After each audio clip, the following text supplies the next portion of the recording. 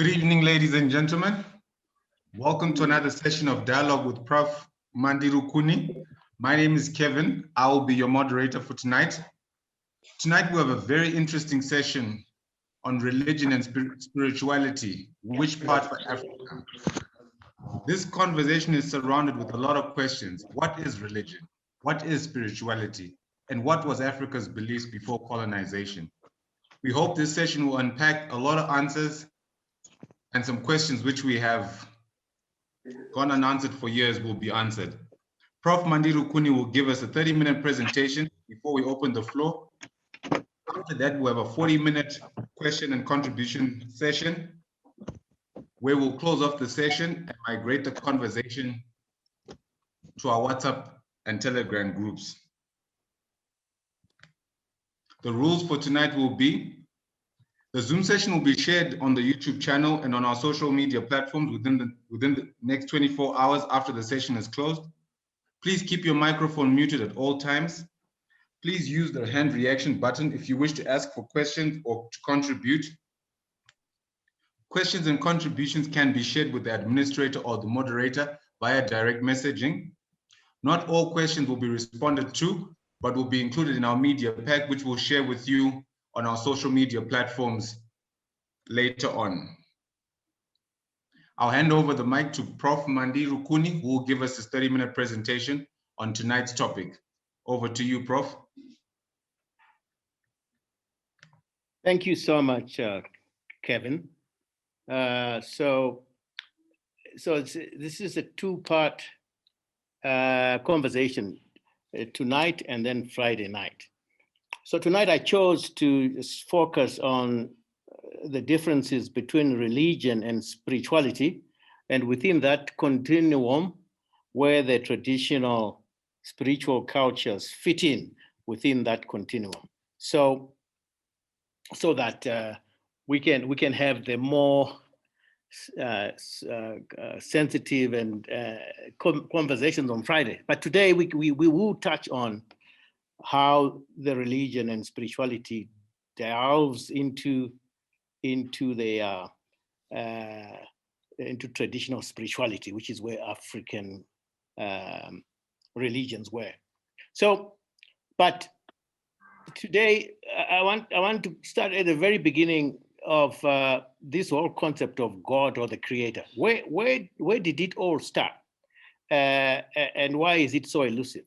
So this is a journey that each and every one of us walks, and each one walks it their own way. Even if you go to the same church or you belong to the same group, it will never be the same walk. Each one of us walks this walk individually. And also other animals, it's not only human beings which have consciousness. I mean, we may have the highest level of consciousness, but even for other creatures, we'll see that the question still lingers in their head. If you're a dog or if you're a baboon or a lion, the question still rings, who is the most powerful here? The notion of where did I originate, who is the most powerful always emerges. Now for me, so you'll start with my own journey today and how I started my journey and where I am and the ideas and concepts and experiences I've accumulated, and how I think it's important to make these definitions of between religion, spirituality, and where where cultural spirituality comes in. So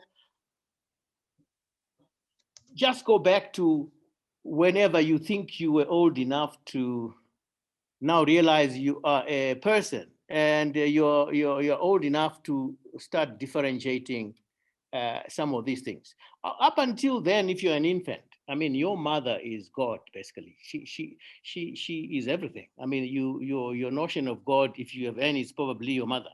And then later on, the father becomes more important. And then probably the most powerful thing you ever met in your life is your father.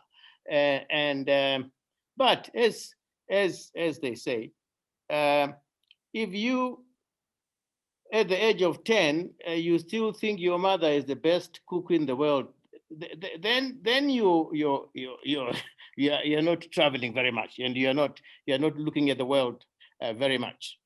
Becomes the preoccupation. So every one of us is a seeker for the rest of your life, my life. We are seeking, we are looking for this elusive God, because the moment you realize that your mother and father did not create everything, you are beginning to realize that something happened here. Where did all this come from? Who created all this?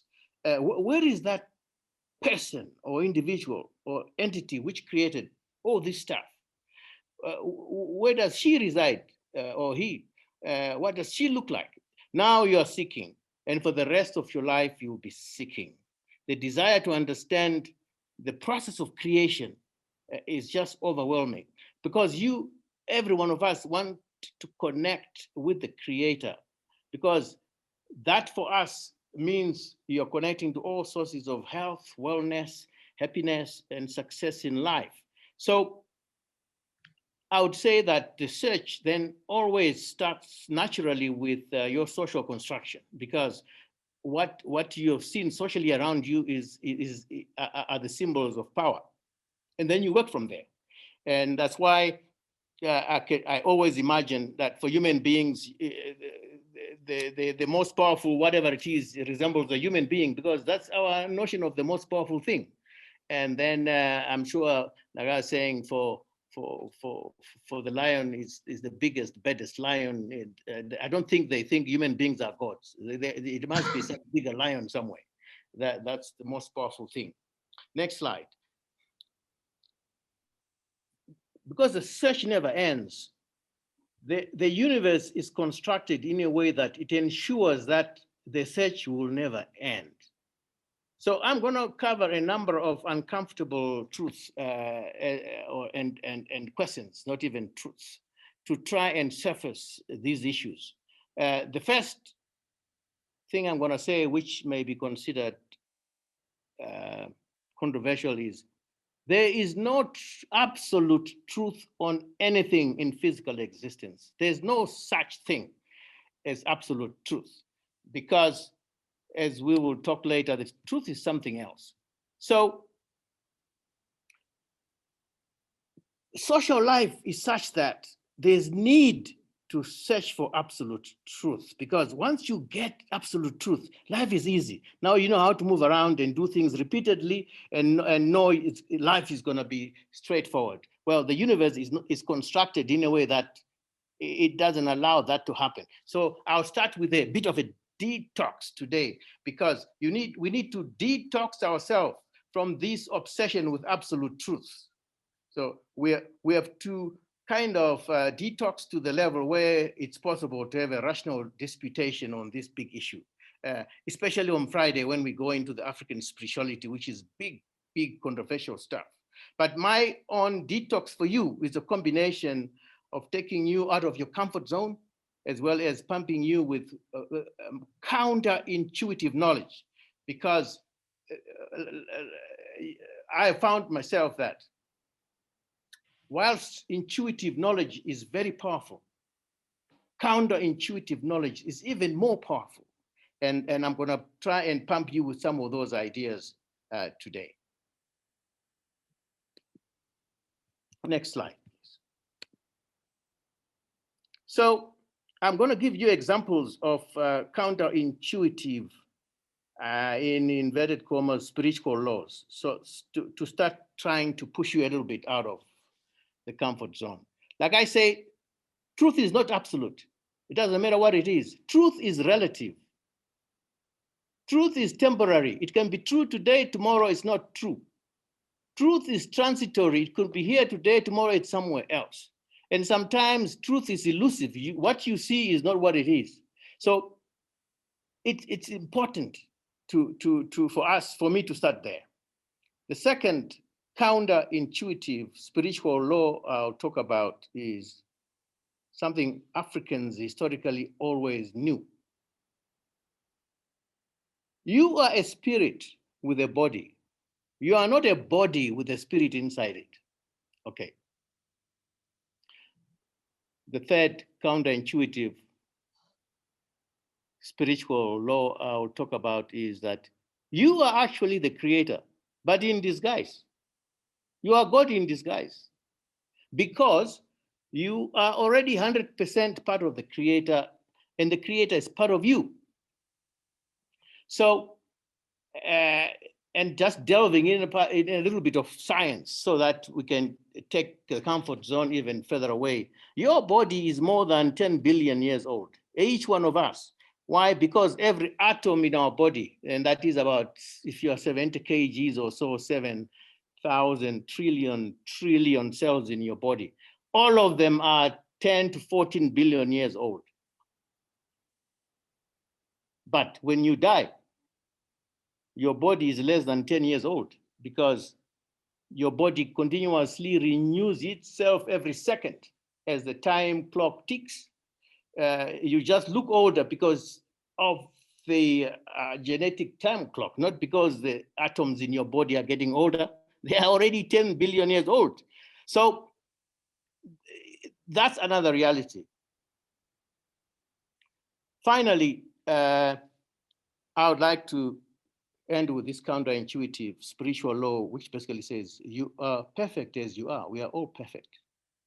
Okay, there's a lot of room for improvement, but we're looking for improvement in the wrong places, because the improvement, if you're born with not 2 legs, 1 leg, or maybe you are not able to see physically, or whatever you think the disformity is, from at a spiritual level, you are perfect still, because it's not what you are physically, it's what your understanding of life is. And that's where today I'll take you with the spiritual versus religion discussion. Next slide.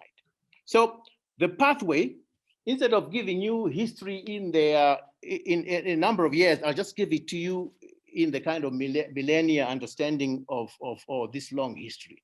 So it's 4 steps. I've already mentioned the first one, the individual spiritual quest, which starts when you're just old enough to question everything and wonder where it all came from. I've already covered that. Then what happens at a social level is that families and communities, especially in the traditional cultures, they now relate day-to-day life to the spiritual world, which is where most traditional cultures and where African spirituality resides. So I call that spiritual culture.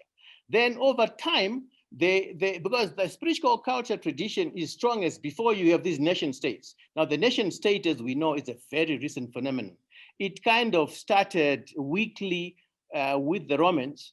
So 4,000 years ago was the beginnings of what we have today as nation states. They borrowed the ideas from the Greeks, who had borrowed it from the Egyptians, who were Africans then. But by the time the Romans got it, they had to turn it into a tool to hold their empire together. That's why they created a doctrine-based religion.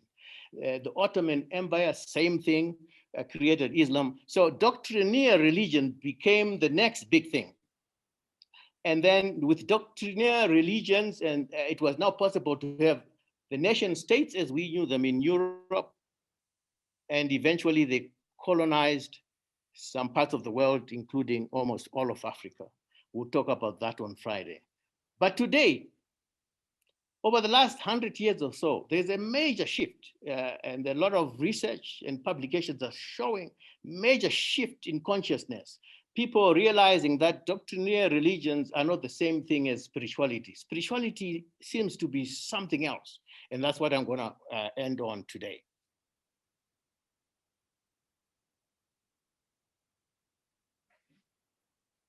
Can I have the next slide? So, as I've already kind of started hitting into those 4, the individual spiritual quest, which we all experienced at the beginning as youth, what happens, society now pummels us with 3 key institutions. There are many more, but the 3 big ones, they pummel us with religion, education, and politics. Each one competes for who is the owner of the truth. And then, you know, but those 3 in a nation state work together to really pummel us into submission. You start off young and fearless, you questioning everything, and by the time you reach my age or even before, you are totally petrified. So I always say then you have a doctorate in put fear in the homology, you stop really understanding your spiritual self. Now, the spiritual culture, which is family clan based, is and that's where the African religions reside, as I've said. So the religion is really a spiritual understanding of your culture and day-to-day life. So the spirituality is not above the culture. It is part of the worldview. It is part of the identity. That's why in Africa we don't fight to belong to someone else's religion. Like myself, I'm a Moyo, and I don't know any Moyo who wants to be a Shumba or a lion. I don't know of any lion who wants to be a Moyo. So there's no fight there, like we have with doctrinaire religion, where they want to convert everybody to this religion or that religion.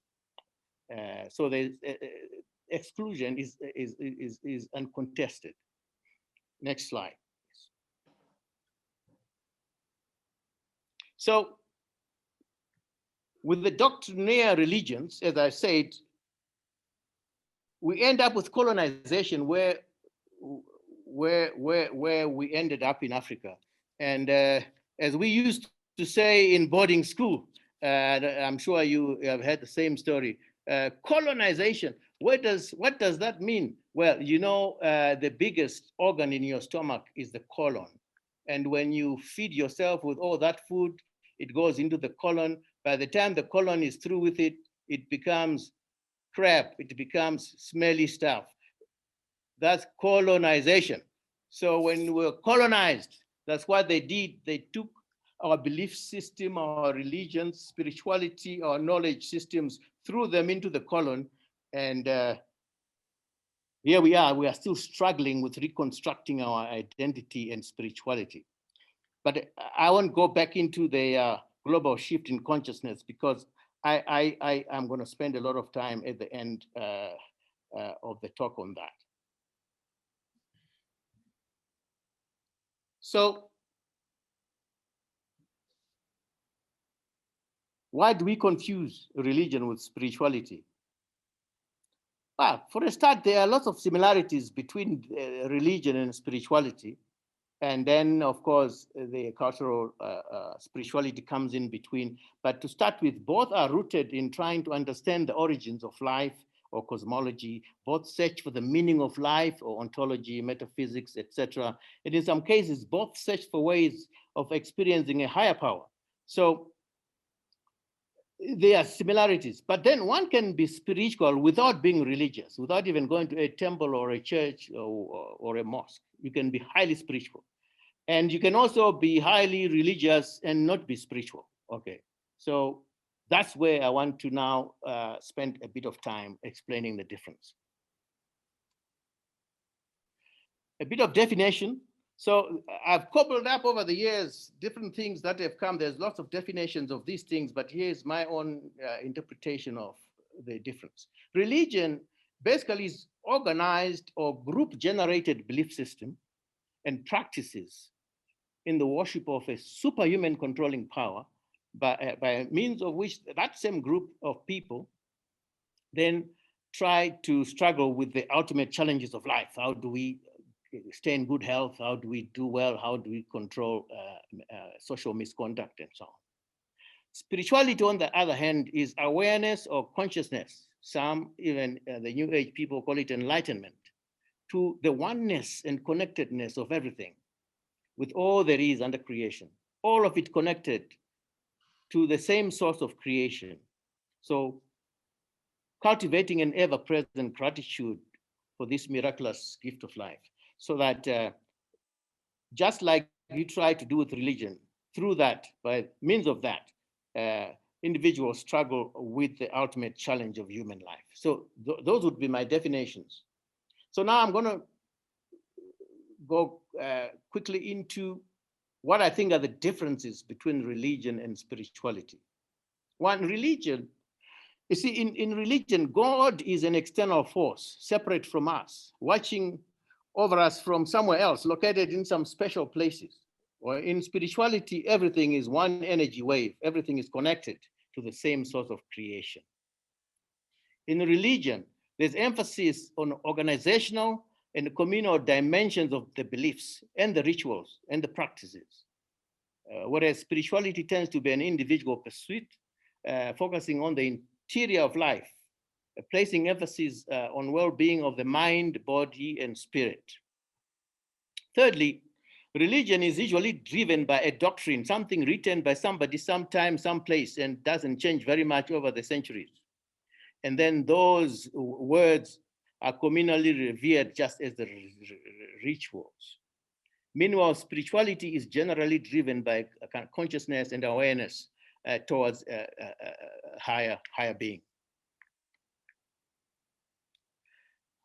Number 4, religion tends to close the mind, tends to be exclusive, rigid, pushy, and sometimes to keep people within the same belief system, you need a combination of good news and bad news, fear, guilt, but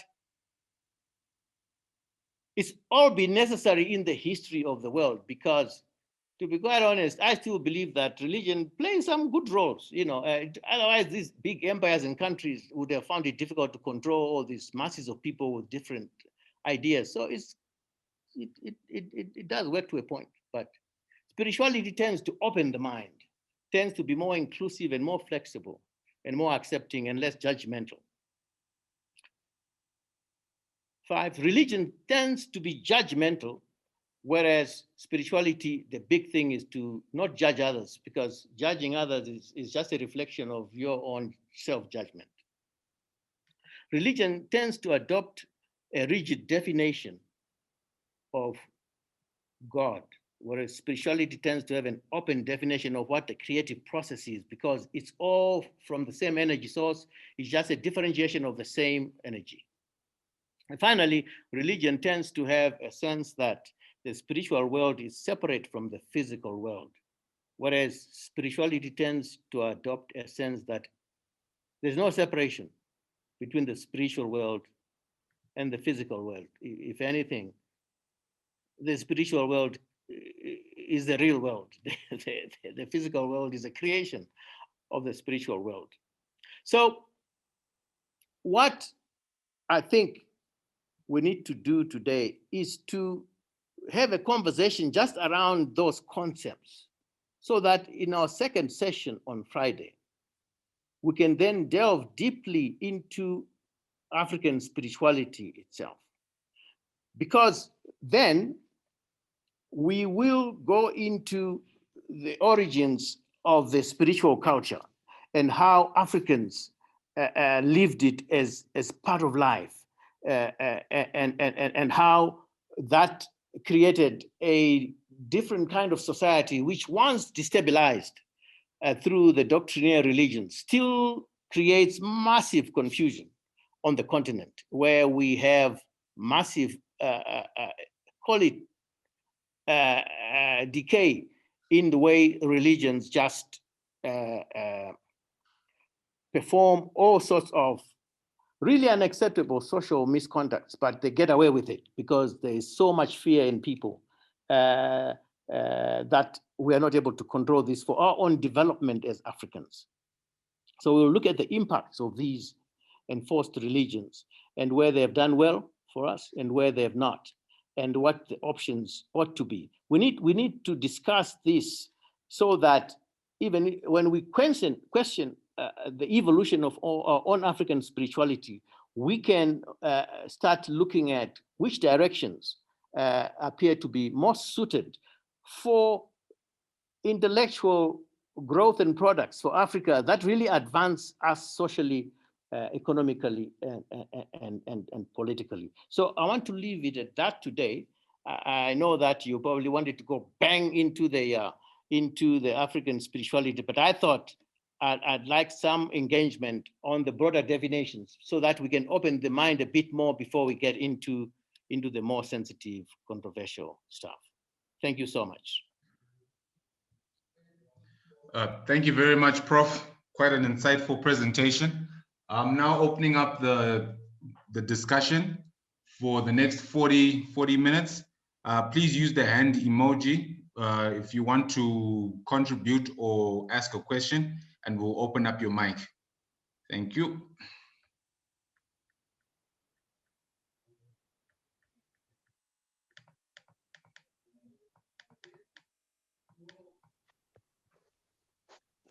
Hello, questions? everyone.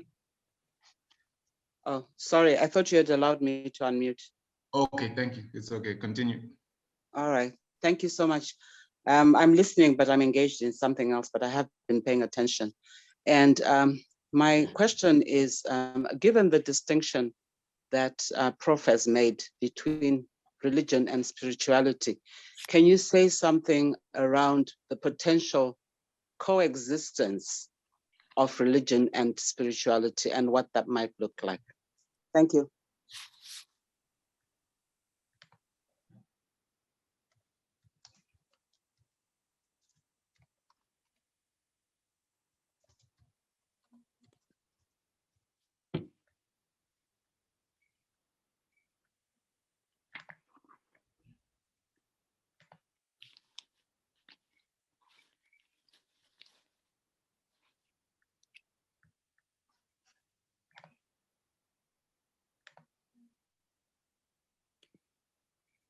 Are there other questions, or you want me to answer this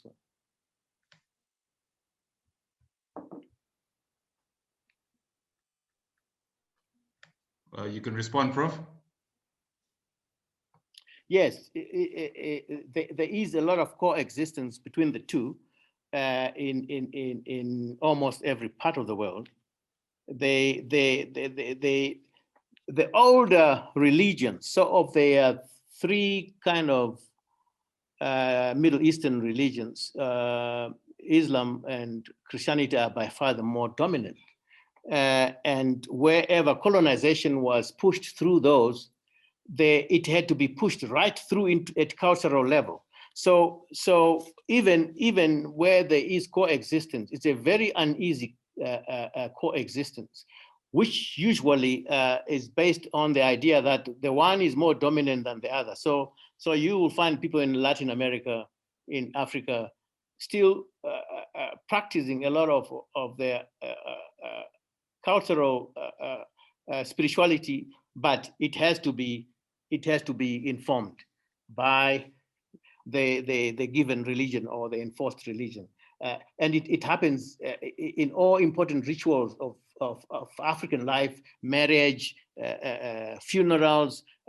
Africans hardly bury their relatives these days. It is some foreigner you don't know, whoever comes from church to preside over, and they bury them for you. So it's a very, very uneasy relationship, because with doctrine-based religions, there's only one way to go. There's only one route to God. There's no flexibility. So the fear, if you belong to that religion, the fear of not believing what you are told is so severe that the actual, if you want, interface between the two forms of spirituality don't mix very well. That's what I would say. Thank you, Prof. We've got a question or contribution from Jeff. After Jeff, we have Mashinge. Okay, thank you, Kevin. Very interesting discussion, Prof. Right, my question is not a question, but I wanted you to explain something that you said, which is I found very interesting about the truth. You said the truth is not absolute. And I wanted you to expand on that, because I thought when you are saying the truth, you are stating the facts. Are we saying facts, alternative facts, or so I want to know more about that when you say truth is not absolute. Thank you. Okay. Thank you very much, Jeff. Over to Mashinge, and after Mashinge, we have Abigail. Hello, yes, thank you for having me. Thank you, Professor, for the very insightful lecture. My question is more in relation to how, in relation to the coexistence of religion and spirituality. Through history, we can see evidence of how religion is used to control the masses. So my question to you is more so in relation to a timeline? How long do you think before, in our case, in our African spirituality, to be completely wiped out? Because we do know places like Iran and the Persian Empire had different Babylonian religions that was native to the people. And they've just now been relegated to history books now. No one practices those things anymore. Similarly, like here in the United Kingdom, paganism is now a pastime. No one practices those things. A lot of their pagan temples are now been taken over, and the Catholic and Church of England places. So that's my question to yourself. Okay. Thank you very much, Mashinge. Abigail, and then Prof to respond. Yeah, mine is a very simple one. I just wanted Prof to explain to me what an atheist is and where does this atheist fit in? Is it in the religion or in the spiritual world? Thank you.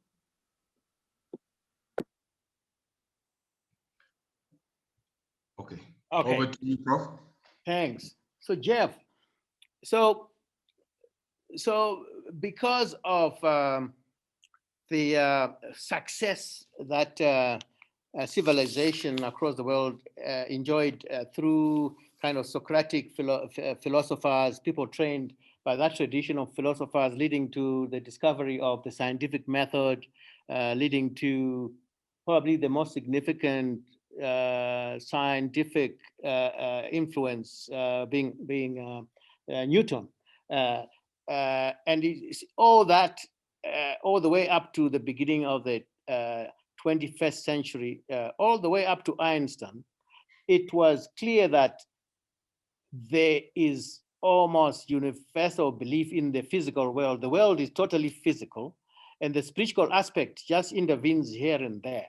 And as such, if things are 100% physical, then you can measure them precisely, you see, and be able to say, yes, this is the measurement. Well, since Einstein, it's clearer and clearer that everything is relative. I mean, even time is not absolute. Space is not absolute. But the truth, it's an absolute truth is something that we accept as a group, that is how we are going to work for now. So it just becomes an absolute truth for the period of time we agreed we will use that as the basis for working. But even then, it can actually be 70% true. Now we know with quantum physics that even the attempt to measure anything already distorts whatever you're measuring. The attempt to have a conversation like we're having now and then measure it, you find that you're actually measuring a moving target, because people are moving every bit. Every little bit of the universe is vibrating at enormous speeds. I mean, our own bodies, for instance, I mean, for us to appear physical, I mean, we are vibrating at the last figure I saw, almost close to 50 billion oscillations for 1 second. You know, so just imagine how can anything be precise? How can you say I've measured this with a ruler and it's precise? How can you say what the professor said yesterday is true? Because tomorrow it won't be true. There will be new information. So when I say truth is not absolute, it's temporary, and sometimes it's transitory. Sometimes actually it's an illusion, because what you see is not exactly what it is, or sometimes you don't see anything. Doesn't mean say there's nothing there. So you see what I mean? So over the years, although I was trained as a scientist, now I'm totally clear that even ideas that I hold absolutely, even ideas that I believe, I am 100% a believer in this idea, I still hold that belief loosely, knowing that it could change tomorrow. So it's not that for practical purposes we have to work on some truth. But my main point is not for you to not believe in some truth, is to always be ready and be prepared to change that, to have an open mind, a questioning mind, a seeking mind, because purpose of life is to create, is to explore, eh? And to enjoy. But now if everything is fixed and it can be measured, how can you have life? So that's my answer on that one, Jeff. And for Mashinge, the coexistence, you see, I'm just as concerned as you are about African culture being totally wiped out by the inability of us Africans to rise above the colonization I talked about. Really, our cultures were bastardized to a point where it becomes difficult to rebuild because of path dependency. You see, if there's anything I would say here, Mashinga, is it's not so much that Africans don't realize that there's something majorly wrong with educational system, with the religions, with the political systems. We know that. But what colonization did, which is the single most important characteristic of colonization for me, is that it creates a path dependency. When you walk down that path and they take you down that path, it's very difficult to walk back. Even when you know things are not going well, you still continue going down that path. And that's why we need new paradigms. And the COVID pandemic was yet another brilliant intervention by the universe for me. I thought there's a lot of hope for us because one simple little virus was able to prove to us in less than a month that there's no civilization which was ready for it. I mean, it can just destroy any civilization anytime. So, and it's just one little virus. There could be many other things to come in future. So we just have so many things trying to tell us. When I say this global consciousness is awakening, for Africans, we are being told by our ancestors, by our gods, that, hey, you don't sit there waiting for answers from all over. The best answers are those that come from within, that you generate for yourself, not that are generated for you by others. So I really am in tune with you there, and we don't stop, we don't give up, because you never know what the next big thing will be. And on Friday, I'll talk about some powerful things about African spirituality, which are very close to new findings in quantum physics that Africans always knew were correct things, but they were told it's wizardry or it's witchcraft, and yet they were just ahead of the time. So future African science is going to be big stuff, you know. And Abi, what is an atheist? Atheism is a religion as far as I'm concerned, because atheism grew big during the Newtonian era. Because remember, coming out of the so-called Dark Ages and Middle Ages, and as the idea of religion and politics was fighting within the medieval period. Remember, the nation state even today was a compromise between religion and politics, which is who owns the truth. So the only difference here was that the state has more capacity for violence than the church. That's why it's more powerful. It's a more effective source of power than just religion. Violence is number one, religion is number two. But it's a compromise there. Atheism grew on the basis that it's a physical world. There's no spiritual anything about it. It's just a physical world. So all you have to understand is how to play your part. You are just a machine, and then you go on to the next. There's no next anyway with atheism. That's a religion. That's a belief system. And like I say, is that based on the truth? I don't think so. It's just a belief system, just like other religions, which are based on a certain number of ideas, which we agree collectively that we believe in. So I think that today a lot of what you call atheists will probably be thinking twice if they understand new scientific discoveries, what happens, things that you thought could never happen in the past. We thought it was a physical world. It's not a physical world. There's nothing physical in the world. Everything that is supposed to be physical is 99% empty, actually 99.99% empty, because it's all energy vibrating at stupendous speeds. So there's a whole bunch of things that for the atheist now would be highly questionable. Like, as I said earlier, everything is one. The separation between us and other physical objects is it's just like the hundreds of islands in the sea. They're all separated at the top, but they're all connected at the bottom. Well, it's all one piece. There are many indications that atheism will slowly wither away because it was too much based on Newtonian physics, which overestimated the physicality of the world, which is an illusion.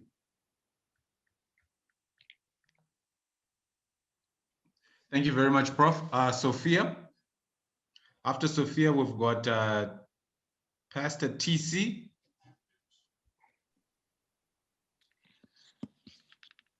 Thank you, Prof. This is opening our minds really to think deep. Mine is our African culture is mostly linked to our spiritual beings. For example, when we say we tirikurowa gua, we are saying we are bringing the spirit of the dead back into protecting us or into our family. But you find that the doctrine religions will say that that is not true, or you find families being divided. Those who believe so much in the doctrine religion will say we will not participate in such events. So how then do we, but at the same time, we find people participating in both, being fervent churchgoers, at the same time participating in our African cultures, because it's like we can't do without the other. How do we move forward?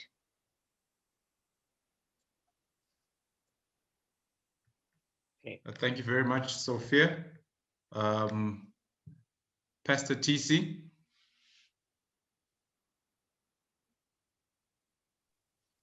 Okay. I wanted to begin by thanking our presenter, Prof, for the topic. I think it's eye-opening. Probably my contribution is to do with the atheist. If time allows in the future, we may need the Prof to assist us on what's in the mind of atheists. What is it that makes them to believe in their like religion? I kind of like had never looked into that, but I was fascinated to find that very soon it's withering away, and those who are remaining probably will benefit if once in our near future we have a topic to address what's in their mind, so that at least they can probably quickly move from that arena. That's my contribution, and I want to appreciate Prof for eye-opening presentation. Thank you. Thank you very much. So Sophia, the thing about cultural spirituality is it has elements of religion in terms of rituals and so on, which are extremely important for any culture. So just to try and answer your question a bit systematically or philosophically, I would say, so let's take the rituals away. You talked about, for instance, Kuroagua, which is a very important part of our religion in our Shona culture and other African cultures. So let's take away all the rituals and ask the question: what is fundamentally behind this reverence for our forebearers? Because that's what it is. All rituals are just trying to reinforce the idea that we revere our forebearers. And you will see that if we focused on that and that alone, without being sidetracked by the rituals, we will go extremely far, because the reverence for our forebearers is the single most important, valid basis of cultural spirituality. Because even science today backs that up. There's nothing else in an individual's existence which combines the physical and spiritual in one, except being born by a mother or a father. So the DNA becomes the ladder from which God allowed the first forebearer to descend into the next one, into the next one. And because that DNA ladder, which carries all the key information about who you are and the characteristics of physical nature and so on, because that was never broken, that's why you and me are here today. So there is no other direct connection with the creator except a parent passing on the DNA to the next one. So that to me should be the single most important reason why every African should revere your ancestors, because only idiots don't revere their ancestors. Because the reason why we don't revere our ancestors, Sophia, anymore in Africa is because we were told so by the master. You know, if the colonial master had told us, oh, you must revere your ancestors, we'll be doing it today. So that voice of the colonial master traumatized us so badly. But I would say that I personally have no problem with the rituals themselves. I'm just trying to make a point that when I participate in the rituals, it's because I am respecting and revering my ancestors. But I don't need the ritual, to be quite honest with you, to be able to do that. Me, I don't even need to go to a Sangoma or so. I will just revere my ancestors. I know that every little ounce of blood, every little cell in my body is my ancestors. It's their DNA in me. So I am them actually. So how do you deny yourself? It's like running away from your shadow. It's just that a lot of them, because Sophia, as you sit there and I'm sitting here, my nose might not look like my mother's or father's, but it may look like an ancestor 4 or 5 generations down or beyond. Every part of my body is a piece of my ancestors. So why should I not revere them? Why should some foreigner tell me and give me a religion that says your ancestors are wicked, but they revere their own ancestors? All the time, they build statues, they build these, they write history books, they lie about the history to us, just to uphold their ancestors. They colonized here and named every part of the Africa their ancestors' names. You know, they will desecrate our ancestral graves and build their own churches and bury themselves there. So it's fear on the part of the colonizer. It's fear of the African that drove them to those lengths. And that is why, Sophia, I would say the single most important thing that any African can do in connecting spirituality and our physical, biological existence is revering your parents. Like I said to one Canadian once, you know, I was seated next to him in some plane, and he started talking to me, and then I said, what brings you to Zimbabwe? He says, well, I'm a missionary. I came here to help to build some orphanages. So I said, oh, you're a very kind man. All the way from Canada to come to Africa to build orphanages.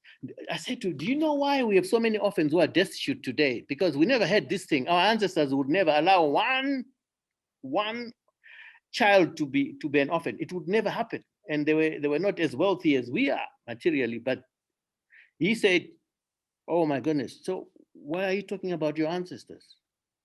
You sounded like a very learned person. Now you're talking about your ancestors. I said, what's wrong with me talking about my ancestors? He says, you know, it's evil, you know, it's an evil thing, which is what I really hoped him to say, because I then looked at him in the eye and asked him, "Did you just say my ancestors are evil?" He was not able to answer the question. He said, "Well, I didn't mean it that way." I said, "What exactly did you mean when you say this ancestor thing of yours is evil? Do you love me more than my mother and my father? Which missionary from what part of the world loved me more than my father's father or my mother's father or my mother's mother? So if they loved me so much, what makes them evil today?" But so with doctrinaire religions, they trash the whole thing so that, like I say, it's colonized, and when it comes out the other end, it looks smelly and it's not workable. Pastor TC, yes, I really thought that the thing with atheists is, or let me answer it philosophically, because at the end of the day, I would say that the idea I have personally is not to say that we're going to abolish anything. I mean, we cannot abolish religion and spirituality and atheism. Rather, it's an idea of how do we enlighten ourselves more and more? How do we make these institutions useful for us as Africans so that we're once again ourselves? We are confidently African. We are able to not to fear to think the way we want to think, have our identity right, and be proud of our heritage. So with the atheists, I think it's probably something that may not need us to go out of our way to go and convert them to anything. I think that everyone is on a journey, and how we pass through the world on that journey is what it is all about. And I think the Creator in us was so smart that makes it impossible for you to be comfortable to say, now I figured it all out, because then there's no meaning of life after that. The meaning of life is to say, I continuously discover, I continuously explore, I continuously create new ideas. That's why it keeps moving. So thank you so much, Pastor TC, for that question. Thank you very much, Prof, for your response. We'll have Patrick, and then Pepkai, and then Simba. After that, Prof will give his responses, and we'll have 5 minutes for 2 more questions before we close off the session. So, Patrick.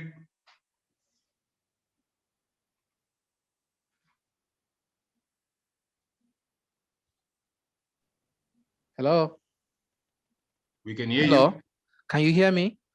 Yes, we can hear you. Okay. Thank you, Prof, for your presentation. It's quite enlightening. I have a couple of questions, but I'm tempted to wait for the Friday's presentation to bring my points.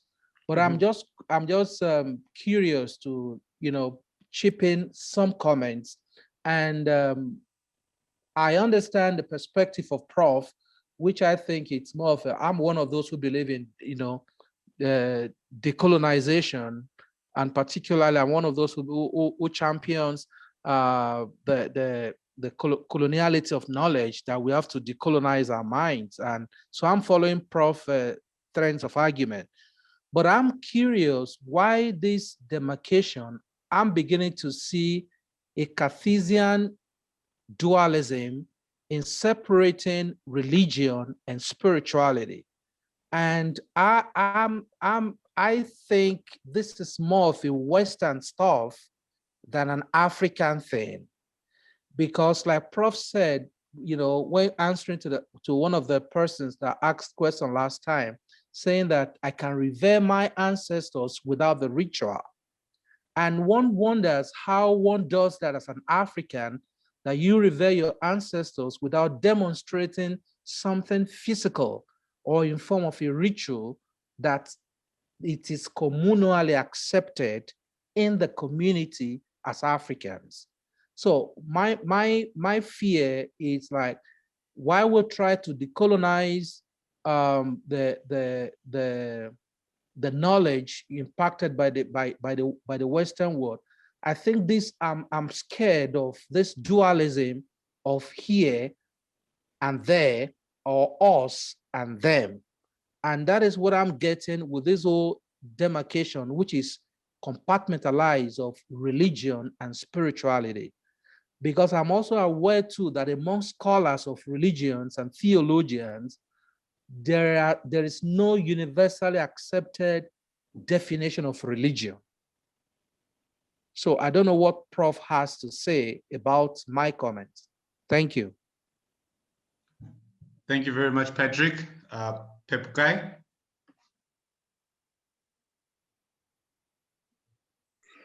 Okay. Thank you so much, Prof, for quite an enlightening discussion. Maybe my question is on institutionalization of action learning.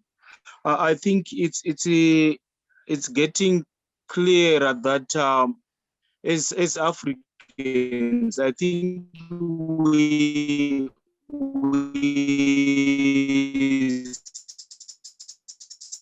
seem to be following behind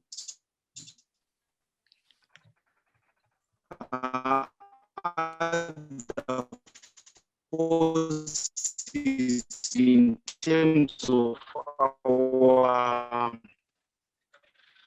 learning and experience. And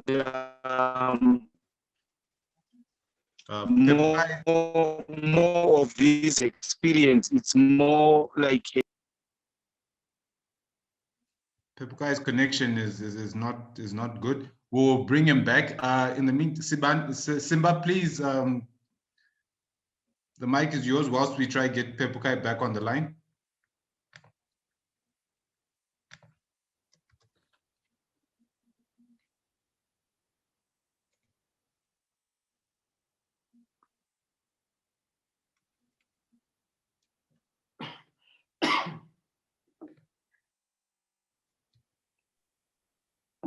Hi, can you hear me? Yes, we can hear you loud and clear, Simba. Okay, thank you, Prof. This is Simba Sibanda, your fellow trenchman, Prof. Yep. I'm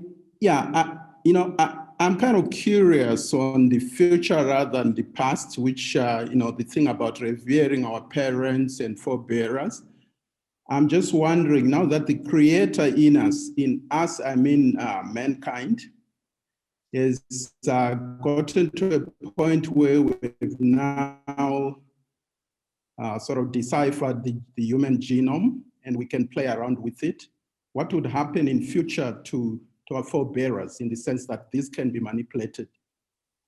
And I'm just wondering what these kind of games will play in the future, and not knowing who exactly our forebearers are in that respect, if you can conjure such an eventuality. Thank you. All right. Thank you very much, Simba. With Pepukai back on, hopefully his connection is much better now. Pepukai? Okay, thank you. Can you hear me now? Yeah. We can hear you loud and clear. Okay, thank you. So my appreciation to Doc for coming up with this initiative, quite enlightening. So my comment or question is on institutionalization of our action learning.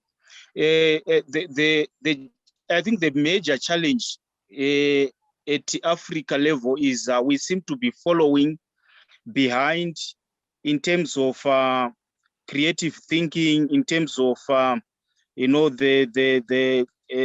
at business wise. So I think we may also need to find a way of institutionalizing our thinking, our action learning based on experience. And it seems there is a generation gap. There is a huge gap on defining the past and also influencing the future. We seem to be attached to some other forces. And even if you draw back to the school curriculum, it's more on others than us. And recently, I think with the COVID challenge, we have some experience that there's need really to actually localize our ideas and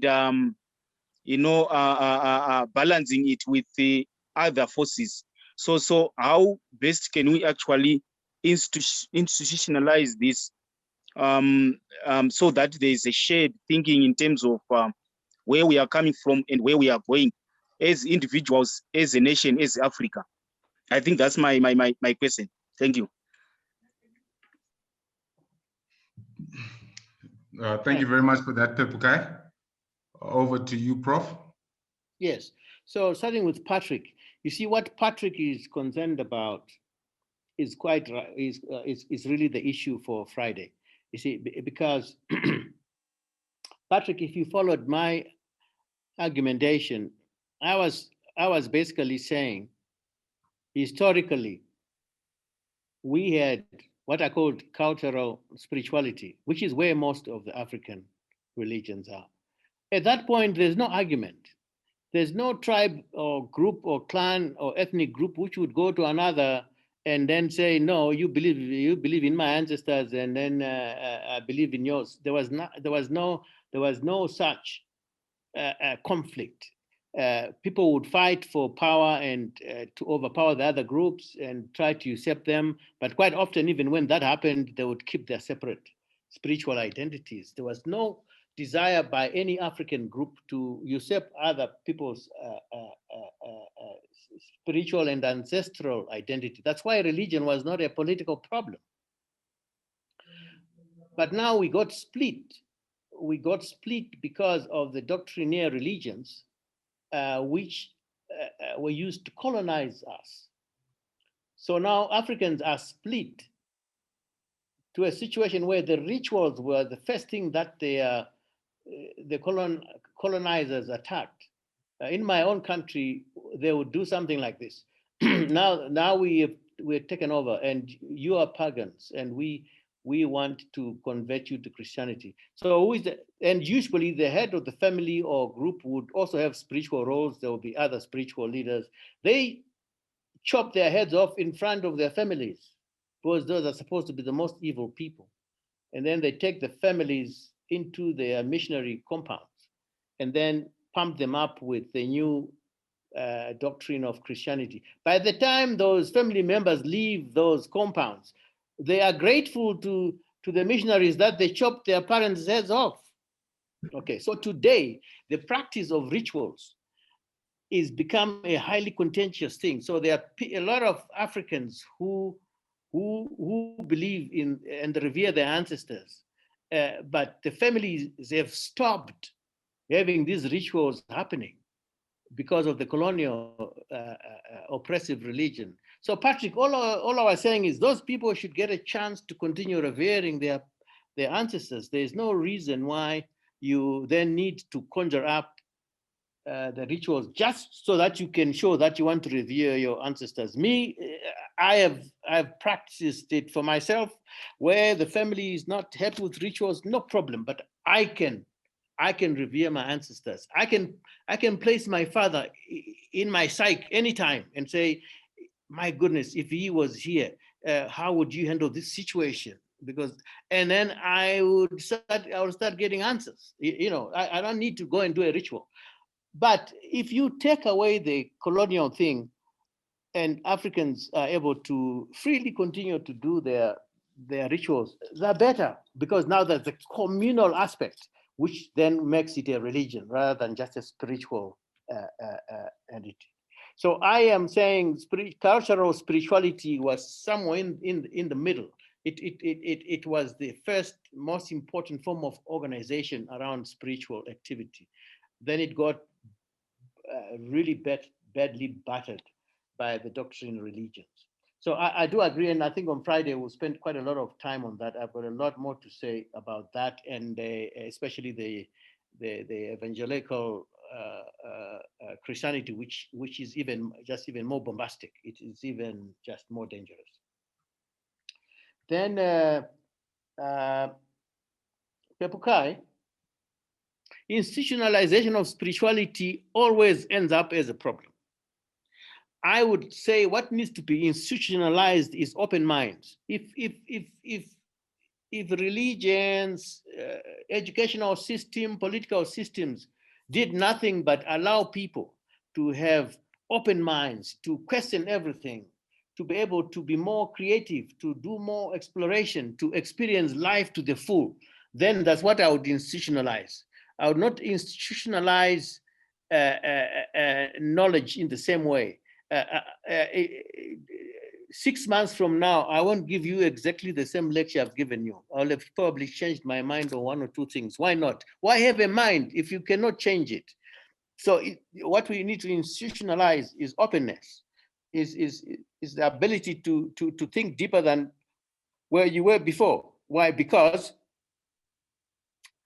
in my own spiritual realm, there are no problems. You know, problems is just an absence of a higher thought. It's not the presence of evil or whatever. It's an absence of higher thought. And but we have institutionalized the idea that where there's a problem, there's something evil. If you go to that church and that other person that doesn't go to that church, so that's the evil person who's stopping you to progress. So problems have become institutionalized. And I'm saying, no, the presence of problems is the essential part of life. It's like saying darkness is evil. You know, darkness is just an absence of light. When you bring light, you don't see darkness trying to put out the light, because it's not evil. It's just the field of the unknown is where most of the new ideas are. So the less we know, the more exciting life becomes.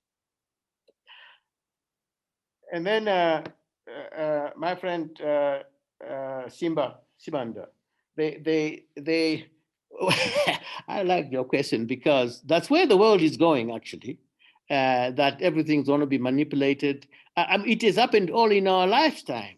If you want to think about it, whoever, social media, look at social media and its ability to change the truth every second. All those, look at Donald Trump. He was able to change the entire civilization of what is meant by democracy in the US by use of social media. And so it's going to happen, Simba. It's inevitable that the human genome is going to be used for all those things you're afraid it's going to happen. It's going to happen. And there's no doubt in my own mind that even the human species will have to evolve into some other higher form. This one will go extinct. I don't know. I don't give it another 200,000 years because it's got so many loopholes in it. Our current Homo sapien model has done so well, but it's got so many loopholes in it. It's not sustainable. It's not going to last forever. There will be higher forms, or it will go extinct. But hopefully, you and I won't be here. But the reason why those things will happen is because that's how the universe is constructed. God, or the Creator, is all of us, is everything. So what the heck? Everything is possible. For the Creator, it's not a big deal that the Homo sapien is going to disappear at some point, because it's always been like that. It will happen. It will keep recreating itself. So although it doesn't sound nice, but that's what the spiritual world is like. It is everything. We are only intelligent because we exist in an intelligent universe. It's not our intelligence. We are using the intelligence of the universe.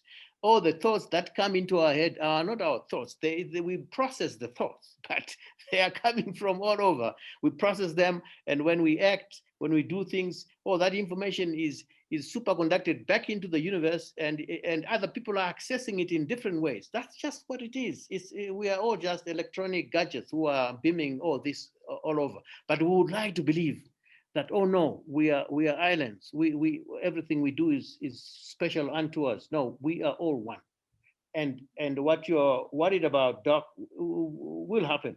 But like I say, you and me probably won't be here to witness that. But I will not deny that I've had a wonderful life, because that's what we should be grateful for, the opportunity to have experienced it. And then maybe regret a little bit, although we should never regret that we did not realize it's just a game. It's going to end. It's a serious game. I'm not saying it's a kind of, but like all serious games, you play them seriously, but it's a game in the end. You're not going to come out of it alive. So you might as well play it as well as you can, do the best you can, and put away all fear to explore and experience. Put away all doubt that you're going to go one day, and that what you can do, be grateful for the opportunity you have. Thank you. Thank you very much, Prof. We'll have our last question from Lindiwe, and then Prof, you can answer and close. Then I'll close off the session. Lindiwe. Yeah, thank you very much. And Prof, sorry, I didn't get a chance to come back to you on my question around the coexistence of religion and spirituality. So thank you very much for that response. My question is really based on what you just said towards the end right now, around the fact that the way we know humankind at the moment will just become extinct. And perhaps it's a discussion for another day, but is it really that we will become extinct, or rather that we will strive to adapt and evolve in order not to become extinct, and what that might entail with the use of modern technology and science and all those other things? Would we really become extinct, or are we living in a sufficiently intelligent environment to make it possible for us to actually evolve and to adapt? I mean, we've seen the cloning of human beings as I think what's the discussion just prior to your closing.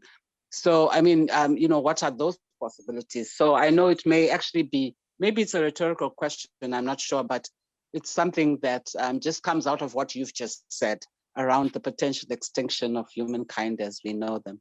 So thanks again also for the session. I'm sorry I didn't participate very well because I'm engaged in something else, but I kept listening. So thank you very much. Oh, thanks, Lindiwe. You what you said is actually makes me rephrase what I said. When I say we might go extinct, actually what I should have said is that everything is possible. I mean, everything is possible. And every second of our lives, we are just choosing an alternative path because the possibilities are limitless. So yes, it is possible that we will evolve into some better beings in future. It's also possible we will go extinct. And the Creator really doesn't care, to be quite honest with you, because it's the Creator is part of all this. It's not like the Creator will then it's all an experience for the Creator. We are just a finger or whatever, toenail for the Creator. Where when we experience life, we're just experiencing it for the Creator because we are part of the Creator. So at the end of the day, I've given up the fear that something will go extinct, because I know that it does not subtract from the fact that at a deeper level of consciousness, things are not going to disappear. It's just constructed so that we don't know what the next phase is or what the next stage is. But I think that there are other stages which are more exciting than what we have. And there may be other universes that we are going to migrate to, which are more exciting than what we have. But I'm only saying so because that's what we now know from science and from quantum physics. It's all possible. And I would really, what I would like to suggest is that we just cultivate gratitude and thankfulness for the opportunity of even being alive and having been given this life, and also accept that the idea is not to succeed in everything that you want to do, but rather to be able to use every opportunity to overcome challenges so that you achieve your dreams and never give up on them, instead of being pulled back by all these educational systems which have not worked. I know I'm a professor, retired, but I know I did more damage than good in some instances because we're just putting fear in these people, fear of questioning, fear of believing something different, fear of researching differently. Religions are probably worse than education, and politics is somewhere in between. But I think, you know, I'll just say what I've just said a minute ago. If we can just, as Africans, and we'll talk on Friday, realize that the opportunities are endless to go back to loving ourselves and to go back to really believing in ourselves and recreating a fantastic African society. But we can never beat the Europeans at being Christians and at being themselves. And we can't beat the Chinese at being Chinese and being, you know, who they are and being Buddhist, the Japanese. And so we can beat any group in the world by being ourselves and believing in the worldview that our African forefathers and mothers used to believe in, and then modernize that to the highest levels of knowledge and science and apply that for an advanced society. I mean, that's where I think Africa is headed. I think we will be there. The rest of the world does not want to hear or even believe that, but I know it's coming. Thanks. Thank you very much.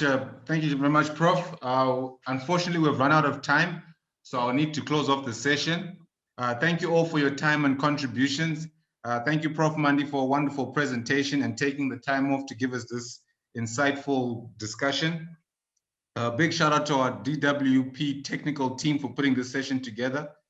Before we close off the session, please like our Facebook page, Dialogue with Prof Mandi, or those who are on Twitter, follow us on Dialogue with Prof. And for those on Instagram, follow us at Prof Mandi Rukuni _. To those who would like to get more content, please subscribe to our YouTube channel, Dialogue with Prof Mandi Rukuni. There'll be more content we'll be sharing on that platform. Thank you very much. Our next session will be on Friday, the 26th of February, where we'll close off this series and Prof will give us another insight on spirituality and religion, which is the path for Africa. Thank you very much. And we can migrate this conversation to our WhatsApp platform and our Telegram groups where the discussion can continue. Thank you all. Good night.